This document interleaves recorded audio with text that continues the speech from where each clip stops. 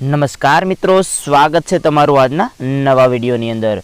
તો મિત્રો આજના આપણા ટોપ 10 પ્રશ્નો આપણે જોવાના છીએ, જે તમારી એક્ઝામ માટે છે તે આઈએમપી પ્રશ્નો હશે, એટલે ધ્યાનથી જોઈ લેજો।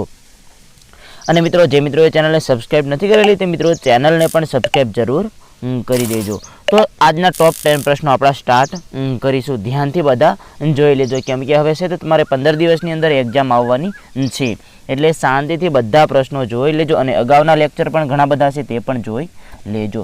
તો આજનો આપણો પહેલો પ્રશ્ન છે કે નીચેનામાંથી કઈ કૃત્રિમ શ્વાસોશ્વાસની રીત ગમે તે સંજોગોમાં કરી શકાય છે? આમાંથી કઈ રીત એવી છે જે ગમે તે સંજોગોમાં કરી શકાય છે?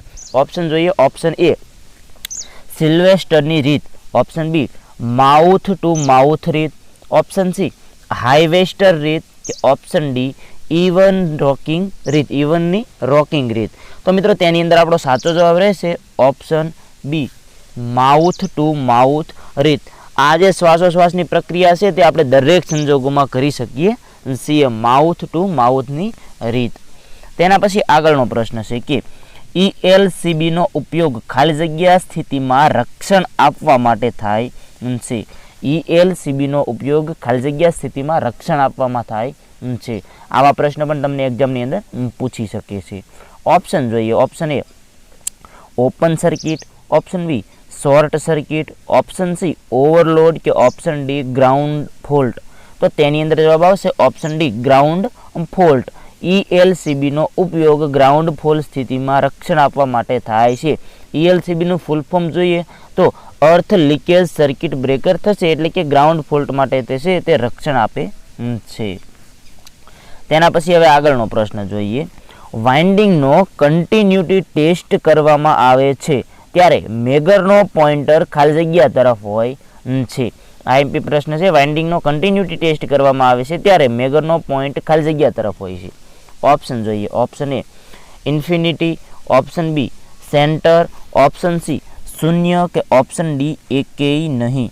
તો તેની અંદર મિત્રો આપણો સાચો જવાબ રહેશે ઓપ્શન સી શૂન્ય। વાઇન્ડિંગનો કન્ટિન્યુટી ટેસ્ટ કરવામાં આવે છે ત્યારે મેગરનો જે પોઇન્ટર હોય છે તેને શૂન્ય તરફ રાખવામાં આવે છે, અથવા તો શૂન્ય તરફ હોય છે। તેના પછી હવે આપણો આગળનો પ્રશ્ન જોઈએ કે ફ્લેમિંગના જમણા હાથના નિયમ પ્રમાણે અંગૂઠો શેની દિશા દર્શાવે છે? ફ્લેમિંગના જમણા હાથના નિયમ પ્રમાણે અંગૂઠો છે તે શેની દિશા દર્શાવે છે? ઓપ્શન જોઈએ। Option A current, option B voltage, option C વાહકની ગતિ, કે ઓપ્શન ડી ચુંબકીય ફ્લક્સ। તો તેની અંદર મિત્રો આપણો સાચો જવાબ રહેશે ઓપ્શન સી વાહકની ગતિ। ફ્લેમિંગના જમણા હાથના નિયમ પ્રમાણે અંગૂઠો છે તે વાહકની ગતિ દર્શાવે છે, વાહકની ગતિની દિશા દર્શાવે છે। તેના પછી હવે આપણો આગળનો પ્રશ્ન જોઈએ કે ઓહમના નિયમ અનુસાર સર્કિટમાંથી પસાર થતો કરંટ ખાલી જગ્યાના વ્યસ્ત પ્રમાણમાં હોય છે। ઓહમના નિયમ અનુસાર સર્કિટમાંથી પસાર થતો કરંટ ખાલી જગ્યાના વ્યસ્ત પ્રમાણમાં હોય છે। ઓપ્શન જોઈએ। Option A voltage, option B resistance, option C temperature, કે ઓપ્શન ડી સ્પેસિફિક રેઝિસ્ટન્સ। તો તેની અંદર મિત્રો સાચો જવાબ આવશે ઓપ્શન બી રેઝિસ્ટન્સ। ઓહમના નિયમ અનુસાર સર્કિટમાંથી પસાર થતો કરંટ રેઝિસ્ટન્સના વ્યસ્ત પ્રમાણમાં હોય છે। તેના પછી હવે આપણો આગળનો પ્રશ્ન જોઈએ કે સિંગલ ફેઝ મોટર માટે સાધારણ રીતે ખાલી જગ્યા પ્રકારનું કેપેસિટર વપરાય છે। સિંગલ ફેઝ મોટર માટે સાધારણ રીતે ખાલી જગ્યા પ્રકારનું કેપેસિટર વપરાય છે। ઓપ્શન જોઈએ। Option A ceramic, option B mica, option C paper, કે ઓપ્શન ડી ઇલેક્ટ્રોલાઇટિક। તો તેની અંદર મિત્રો સાચો જવાબ આવશે option C paper capacitor. Single phase મોટરમાં સાધારણ રીતે છે તે પેપર કેપેસિટર પ્રકારનું કેપેસિટર વપરાય છે। તેના પછી હવે આગળનો પ્રશ્ન જોઈએ કે ઓછા પાવર ફેક્ટર માટે નીચેના પૈકી કઈ એક ડિવાઇસ જવાબદાર નથી? આ પણ એક આઈએમપી પ્રશ્ન છે કે ઓછા પાવર ફેક્ટર માટે નીચેના પૈકી કઈ એક ડિવાઇસ જવાબદાર નથી?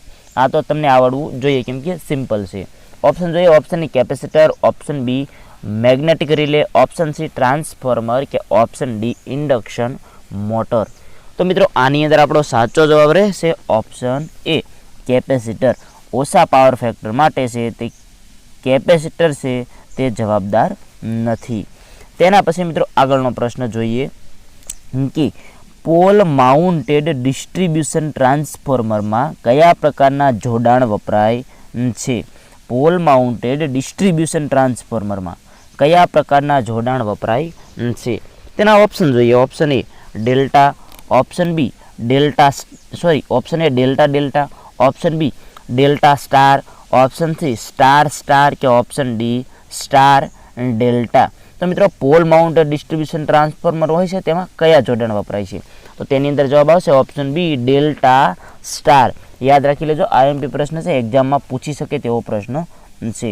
પોલ માઉન્ટેડ ડિસ્ટ્રીબ્યુશન ટ્રાન્સફોર્મરમાં છે તે ડેલ્ટા સ્ટાર કનેક્શનથી જોડવામાં આવે છે. તેના પછી આપણો આગળનો પ્રશ્ન જોઈએ. પ્રશ્ન છે એમસીબી એ મૂળભૂત રીતે નીચેના પૈકી કઈ ડિવાઇસનું કોમ્બિનેશન છે? જે એમસીબી છે એટલે કે એમસીબી એ મૂળભૂત રીતે નીચેના પૈકી કઈ ડિવાઇસનું કોમ્બિનેશન છે? ઓપ્શન જોઈએ. ઓપ્શન એ ઓવરલોડ રિલે અને સ્વિચ, ઓવરલોડ રિલે અને સ્વિચ. ઓપ્શન બી ફ્યુઝ અને સ્વિચ. ઓપ્શન સી ફ્યુઝ અને ઓવરલોડ રિલે કે ઓપ્શન ડી એકેય નહીં.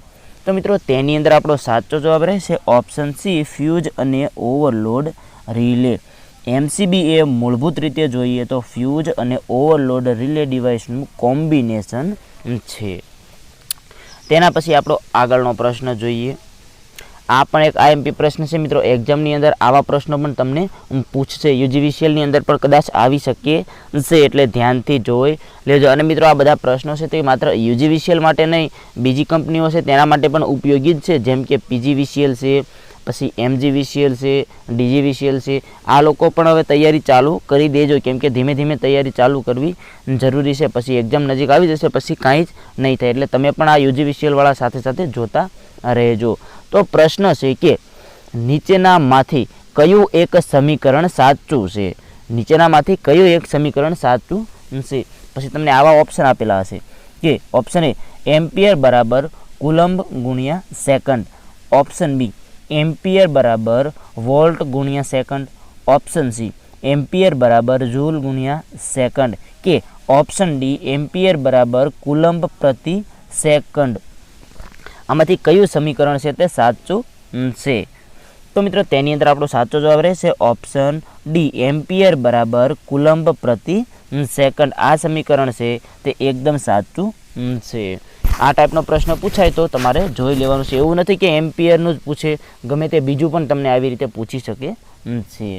તો મિત્રો આજનો આ લેક્ચર છે તે અહીંયા પૂરો થશે. અને જે મિત્રો એપ્લિકેશનની અંદર કોર્સ નથી લીધેલો તે લઈ લેજો, કેમ કે હવે તમારે 799 નહીં તેનાથી ઓછા પૈસા ભરવાના થશે, કેમ કે હવે માત્ર 15 દિવસ તમારી એક્ઝામને બચ્યા છે.